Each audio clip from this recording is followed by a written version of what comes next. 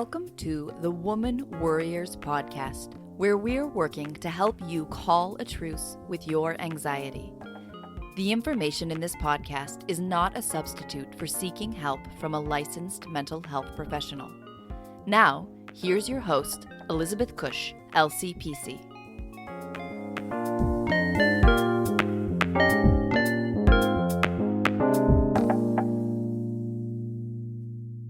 Welcome back to the Woman Worriers podcast. I'm excited to get talking to my guest, April Snow. But before we get started, I just wanted to say thanks for following and tuning in to the podcast. It amazes me. Over the last few months, I've had like my biggest numbers of downloads, so I'm just super appreciative to all of you listeners. You can get the podcast delivered right to your inbox. Sign up for the newsletter, and you will get the episodes twice a month delivered to your inbox. Go to womanworriers.com, scroll to the bottom of the page, and there is a form there to sign up for the newsletter. Today, my guest is April Snow, a licensed marriage and family therapist located in California. She specializes in working with highly sensitive introverts, perfectionists, and high achievers. April strongly believes that being a highly sensitive person doesn't have to stop you from living a fully engaged life and is on a mission to help HSPs create a life on their own terms and embrace their sensitive strengths. April and I are going to be exploring how being a highly sensitive person might keep you from really knowing and trusting your voice. And so we are going to find out from April how highly sensitive women can find their voice and advocate for their needs. Let's get started. Hi, April. Welcome back to the podcast. Hi, Biz. Thank you so much. I'm excited to be here again. Me too. I was, as I told you earlier, before we officially started recording, that your episode from way back in my first year of podcasting is like one of the most popular episodes. Like, I think it's got close to, over 500 downloads just itself. Wow. So pretty amazing. Maybe more than that. But anyway. Wow. It's amazing. It is. I think a lot of people haven't heard about what it is to be highly sensitive, and that also, often comes with anxiety. So I imagine there's it can be insightful to learn that about yourself. Definitely. And I have never personally identified as a highly sensitive person, but recently there's, I guess, a little test. Oh, the self-test? Yep. Mm-hmm. And guess what? I am. Oh, yeah. Welcome to the club. It's official. It is official. I love it. So you identify yourself on your website as also being highly sensitive and an introvert. But when did you, have that realization? When did that come to you? Yeah, it's funny because I don't remember when I realized I was an introvert. It was probably sometime in college, when I was an undergrad. I wasn't studying psychology at that time, but I was obsessed with psychology, and which was looking back was a sign. I should have, I could have been a therapist earlier. Right. But I was doing a lot of yoga, and I was, starting meditation and reading a lot about, self-help books, women's studies, things like that, and slowly realized, oh yeah, I'm an introvert. Mm-hmm. But I knew there was more to it. So when I was in graduate school to become a therapist, I was doing a project on introversion, and I was like, this isn't quite it. It's not explaining like my full personality. And I knew that there was more, but I didn't know how to find that out. Mm-hmm. And I was having lunch with a friend from school, and this moment sticks out to me so crystal clear. Unlike finding out I was an introvert, finding out I was an HSP, a highly sensitive person, is crystal clear in my mind. I remember it so vividly, and I say it all the time. It's like the lights came on, and I finally had that missing puzzle piece about myself.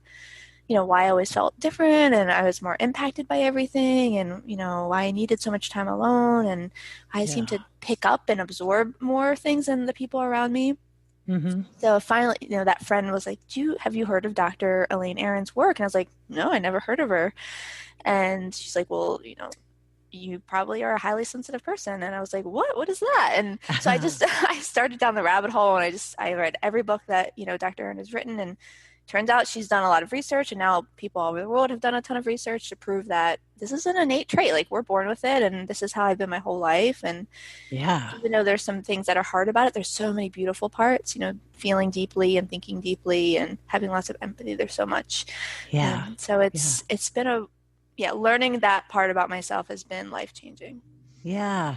Well, I would imagine that not knowing, but also feeling so deeply, getting overwhelmed easily by stimulation, that it could be kind of confusing. But so maybe if you could, I know we talked about this in the last episode, but maybe if you could just review some of the characteristics of the highly sensitive person, just for maybe people who haven't listened to that first episode. Yeah, absolutely. So for anyone who hasn't heard about this trait before, which, it's a relatively newly studied trait, only the past 20 to 30 years in any significance. So most people haven't heard about it, but 20% of the population, it turns out, is wired as highly sensitive. And that comes with a few core characteristics. So depth of processing, which just means, you think, you process deeply before you make decisions or before you act. You might notice that you need more time to make decisions, to move from one activity to the next. Overstimulation is kind of a byproduct of that, noticing everything. We tend to be more overstimulated when we're not taking downtime for ourselves, getting that self-care. A big piece of it, which isn't the central piece, but I think when things aren't going well, we notice that we're more emotional. So HSPs, we feel everything deeply. So not just the negative, but also the positive. So you might notice that you're someone who takes in the little joys, like you see a bird and it just makes your day, right? Or some little detail that just really brings you a lot of joy when other people may just pass it by. That might be a sign that you're highly sensitive. And also, we have more capability for empathy, so we have more active insulas in our brains, which is the part of our brain responsible for empathy. So we feel for others in a big way, and I like to call it, we kind of get spongy, right? We really notice and take on those feelings that other people are going through, and tend to be more responsive as a result. And then the last piece is being sensitive to subtleties in your environment. So you might notice. So if you walk into a room, you might notice so many more details, textures and colors, and than someone else might, or you might be the first one to notice if your friend gets a haircut, or you go to someone's office and they moved a plant around, just picking up more details of the environment. Yeah. That's funny. I can remember as a kid, it seems like such a funny little detail, but each time that our dog, we had lots of different dogs, but each time, whichever dog it was, got a rabies shot and then got a new little tag on the collar saying they had, like, I could tell the sound was different. Oh, wow. So not even the look, but the sound. Yeah, you zoomed it in even further. Yep. Yeah. Which is, I love that. Yeah, so that's interesting. Yeah. I always thought that was just such a weird, but I can remember being like, did the dog get a different tag on the collar? And my mom being like, what are you? Like, how did you know that? Right. I'm like, I can just tell the sound. I used to also be able to, this is also weird, talking about sound. Like, I could tell back in the day when you would actually still find like silver $50, silver quarters, silver dimes that were no longer filled with copper or whatever they're filled with now. Nickel. I could tell the sound of the change, whether there was a silver coin, which is so funny. But anyway, so. No, I love that. It's such a good example, that you're able to perceive that subtle difference, right? Just a little different sound. Yeah, which I really hadn't thought about, that being part of the highly sensitive. Yeah, It's true. piece.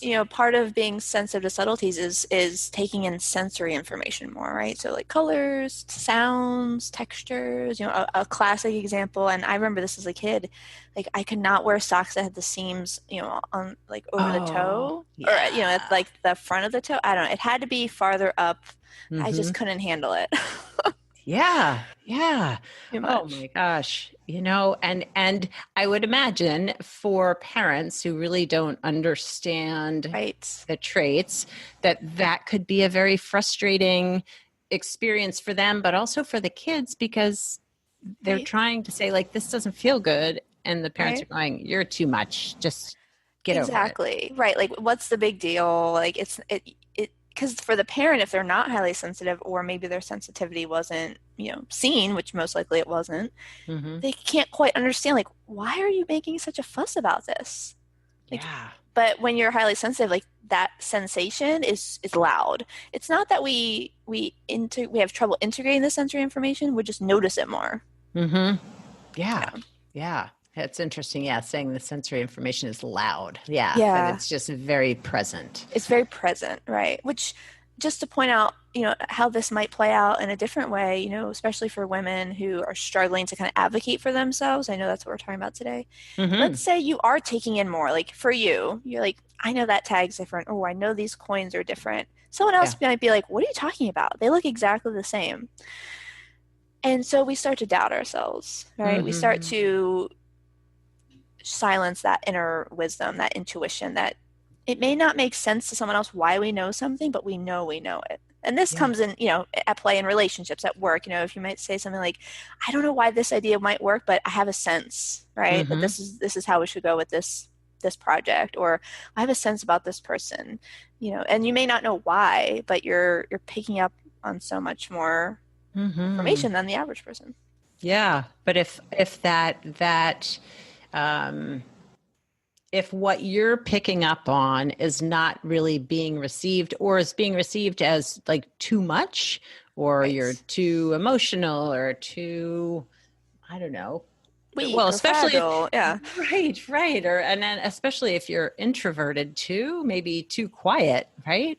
Oh, such a big one. I mean, and 30% of HSPs can be extroverted, but even then, you tend to be a little bit more quiet or reserved. You need more introspection time. So yeah, if you're an HSP and an introvert, you need an incredible amount of recharge time, right? Time to go inward and process for one, but then also charge your batteries.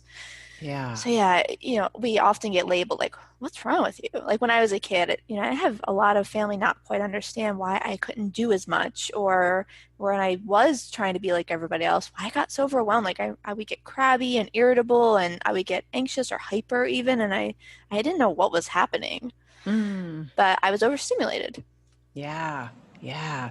And Mhm. the stimulation, yeah, could be, yeah, just whatever sensory thing is too much in that moment. Or even just too much engagement. When you're noticing so much in an environment, like let's say you're interacting with people, you're picking up on all the body language and all the interactions and nuances. After a while, like your system just crashes. So, like for kids, for instance, if you have a highly sensitive child, maybe they're having a lot of tantrums or crying outbursts, or they're getting really anxious. It's because they're overstimulated. So I like to think of myself as that. I like to connect with that inner child and within myself, and try Yeah. to offer her some self-compassion and some Mm. breaks. Yeah. Oh, yeah. Well, like for you, because you do specialize in seeing women or Mm-hmm. people who are highly sensitive, introverted, Mostly women, but yeah. mostly women.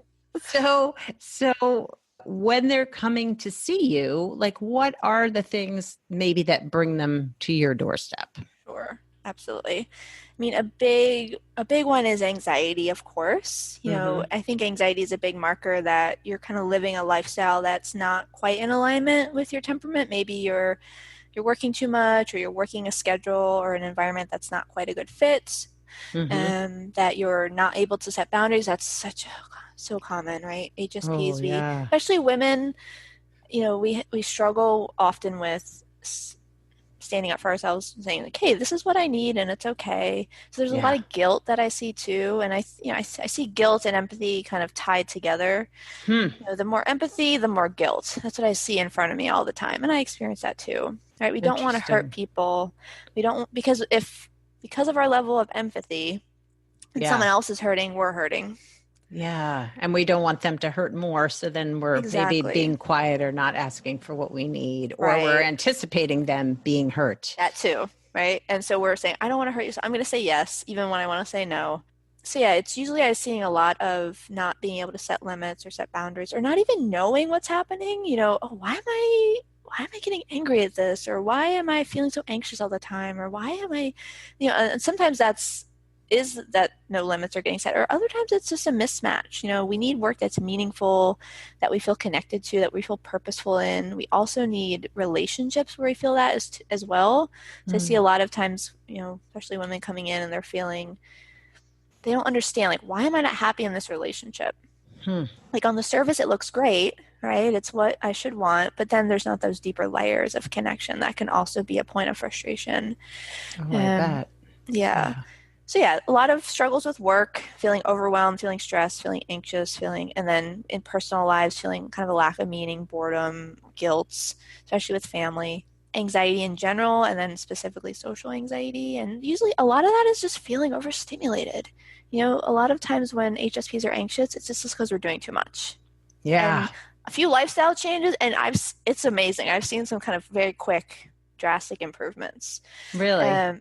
Yeah, just a little bit more quiet time, a little bit more downtime, a little bit more self-reflection time. Like, what do I need? What's good for me? And kind of starting to overcome that self-doubt that we often feel. Yeah. We talked about, questioning yourself. It's a process. Yes, of course, of course. And you had said that oftentimes so women are having a hard time advocating for themselves. Yes. And so then maybe getting overwhelmed or overstimulated Yeah. without really recognizing why.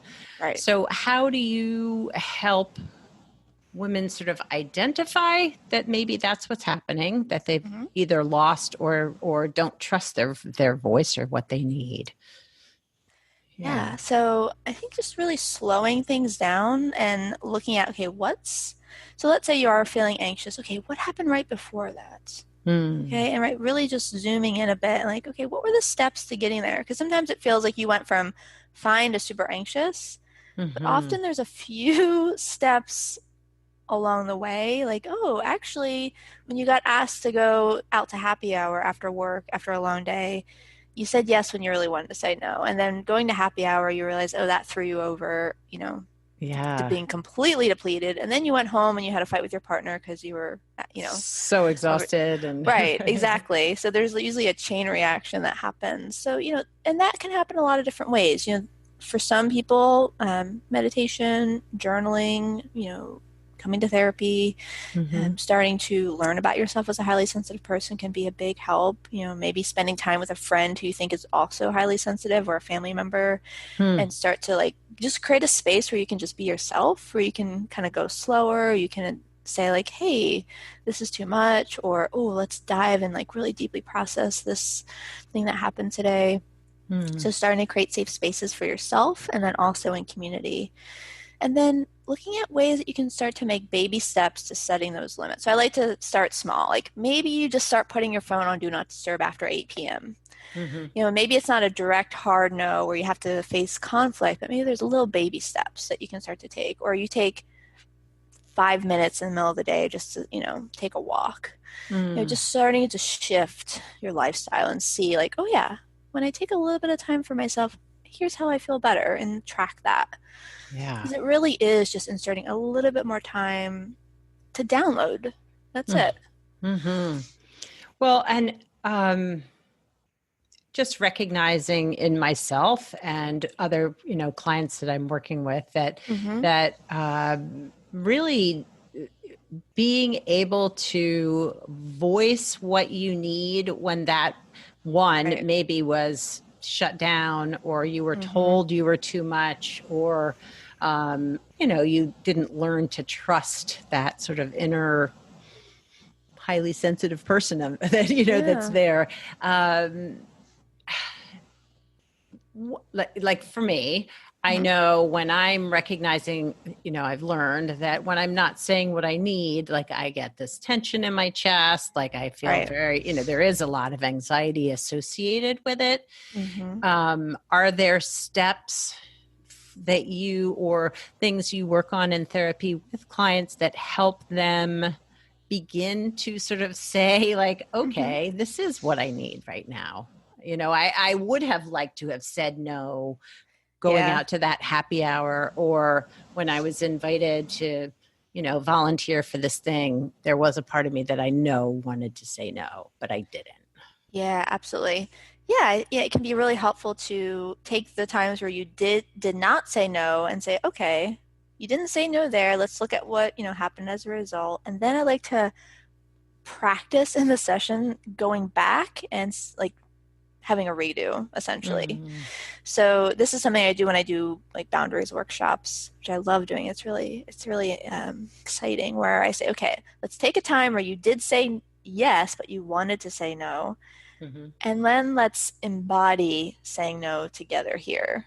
And just to start to try on saying no, well, first it can be very evocative. Like you'll get the same flood of guilt and resistance and fear of what will people think? What if they don't like me anymore? What if they don't want to be my friends? What's the consequence of saying no? And then we can work with that. Okay, where does that come from? Let's reality check that. How likely is it that this person won't be your friend anymore? And if they aren't going to be your friend because you won't go to happy hour or whatever it is, okay, let's look at that. That's important information. Right. And then, okay, let's work with the feelings that come up when you do say no. And then or when you say yes, and then let's look at how to say no. Because it doesn't always even have to be a hard no. I like to say you can say yes on your own terms. So I like to encourage clients or people that I work, the HSPs I work with, build in a pause. So if someone says, hey, can you do this? Or you want to do, go out with me, just say, hey, let me think about it for a couple minutes. Yeah. And then you can take a moment to check in with yourself, because, as HSPs, we're wired to pause and reflect before we make decisions. So if we override that, it just innately creates some anxiety in us because we're not listening to our natural rhythm. So just creating a pause, and which is often easy in today's world. Usually you're getting requests via text or email. Right. That's super easy. I always make myself take a minute before I answer emails. I'm like, okay. I know people say like, just touch it once, but I don't think that works for an HSP. I like to let it sit and I process for a second. And yeah, take a moment, check in. Do I have the energy to do this? Do I actually want to do it? Even if you have the energy, you may not want to, and that's okay too. So checking in, like, is it a yes? And if it is a yes, what are the terms? So like, yeah, maybe you go out, but you only go out for an hour. Or maybe you go out, but you can't go out today, but you go out tomorrow. Or you can help someone with this, doing something, and then you say, yeah, I can help you with that, but not till next weekend. Right. So it's pausing, deciding if you have the energy and the interest, and then what the terms are. I think that can help a lot. And you can start to, it's less scary than saying a hard no. So it can kind of help you ease into, okay, checking in with yourself and then kind of setting some limits.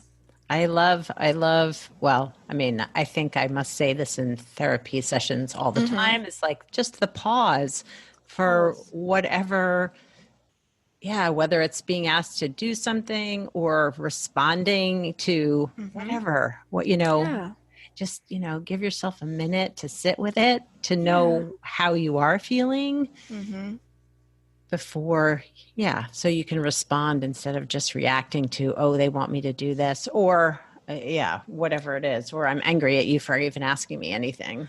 Right, exactly. And you can kind of take a moment to sit with those feelings.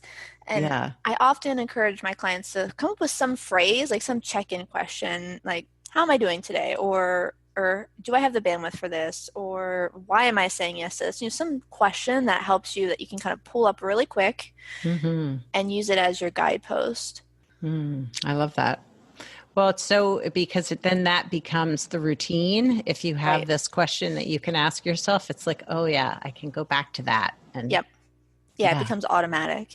And it could even just be like count to 5 or something. Right. The question doesn't feel right. Some Yeah. pause. Yeah.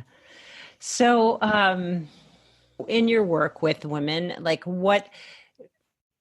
so I would imagine too, in the boundary workshop. So when they're sitting with what that feeling is of saying no or creating a boundary where there wasn't one, what shifts? What's the impact?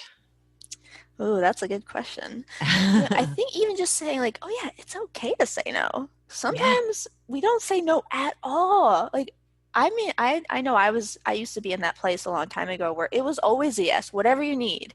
I'm going to find a way to do it, even at the cost of myself. And even still, even though I'm getting a lot better at boundaries and people say like, oh, you're good at boundaries. I'm like, even still, there's this inner monologue that happens like, but you could say yes. You could make that work.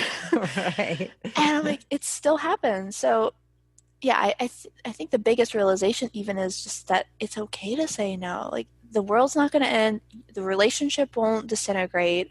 Like, there's room to say no sometimes. Right? To set a limit, to modify how much you're showing up for other people. Because really, I mean, this is so basic, but I remember when I learned it, I was like, oh, that's a thing where, you kind of, relationships are a give and a take, right? There was this, way before I became a therapist, there was this moment in my life where I didn't realize that. I was like, oh yeah, relationships are two-way, right? Right. You give and you be, receive. Right. They need to be reciprocal. Right, exactly. Yeah. And if you're compromising or doing more of the work, that is not sustainable, right? You're leading right to burnout and resentment, which will destroy the relationship anyway. Yeah. Absolutely. Yeah. Destroy the relationship, destroy the job, or whatever it is. Yeah, whatever exactly. It is. So actually saying no some of the time is actually preserving the relationship. Yeah. I forget who it was that I talked to. It was here on the podcast, I'm pretty sure, but they said, sometimes saying no to someone else means you're saying yes to yourself.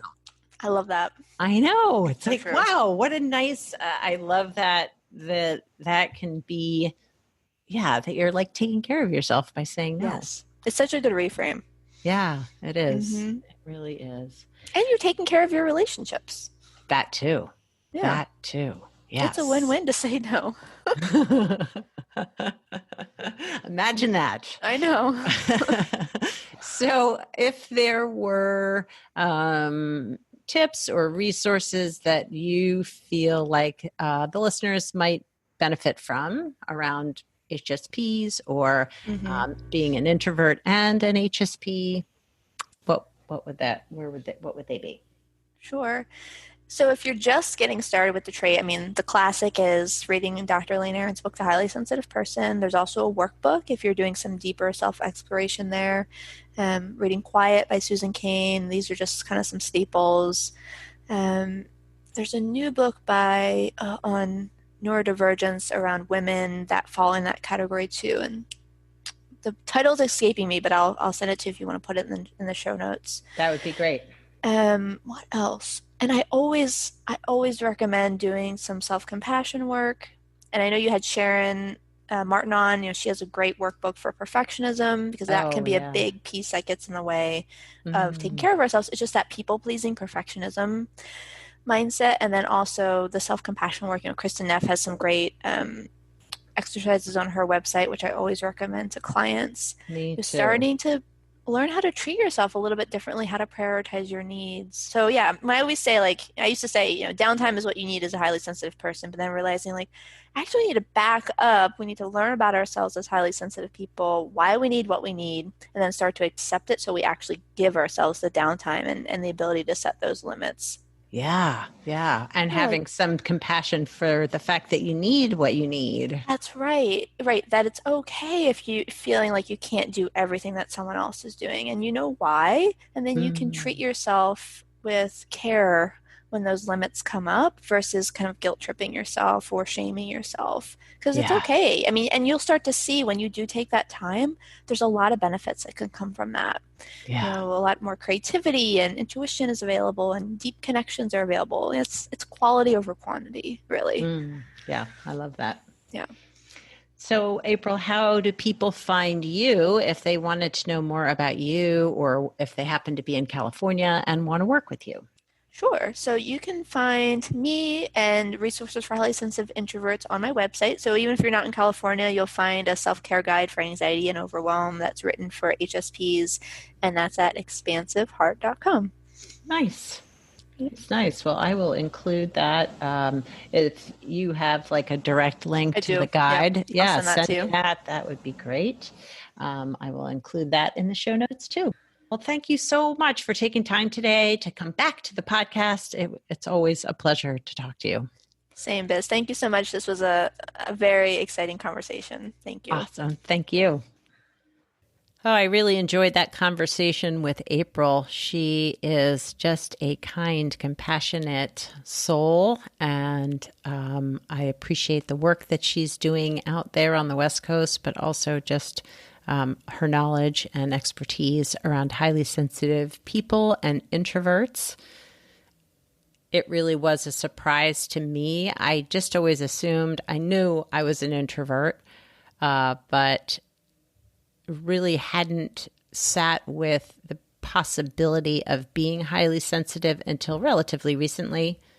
Just thinking back on my childhood, on things that were hard for me, recognizing even as an adult how easily overwhelmed and overstimulated I get. Like if I go to a mall and go shopping, it doesn't take long for me to just feel totally overwhelmed by all the sensory stimulation. So, so I took the test, and sure enough, I am a highly sensitive person. So it's good to know. It's good to know so I can take care of myself and give myself that downtime, but also the pausing and listening to what I need and listening to my intuition when I'm not taking care of myself.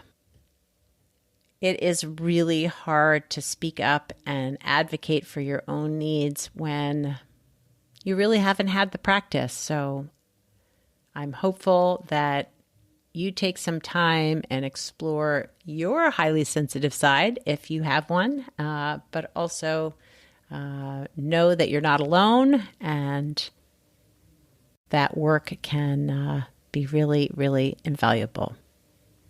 Have a wonderful week. Ciao for now from this Woman Worrier.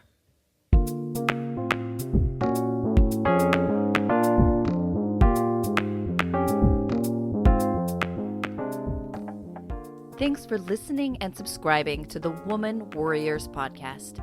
Music was written and performed by Andy Cush.